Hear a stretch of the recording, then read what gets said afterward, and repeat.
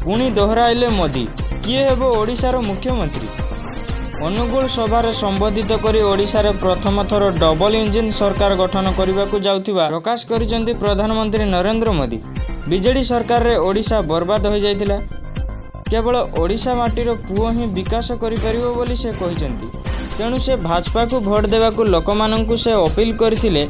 या सहित मोदी आज ग्यारंटी देउची ओडिशार विकास ओडिशा माटीर पुओ ही केवल करिपरिबो।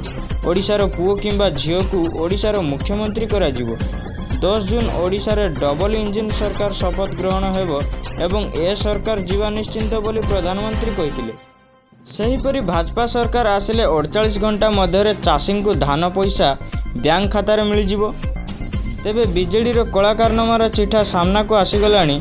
बीजेडी सरकार वनजात द्रव्यर प्रकृत मूल्य मध्य देउनी। आदिवासी पेशा आईन मध्य लागू करूनी नवीन सरकार। मागणा चाउल को नहीं मध्य से राज्य सरकार को टार्गेट करथिले। लोकमानंकु मोदी सरकार चाउल देउची, एठी किंतु बीजेडी सरकार सेथिरे निज फोटो लगाई छाडुचंती। तेबे भाजपा सरकार राज्य रे आसिले महिलांक पई सुभद्रा योजना लागू करने को निष्पत्ति होईची। से भली पीएम सूर्य किरण योजना रे बिजुली बिल संपूर्ण मागणा हेबो। तेणु एमपी सह विधायक को जिताई राज्य रे बीजेपी सरकार करंतु बोली मोदी लोकंकु अपील करथिले।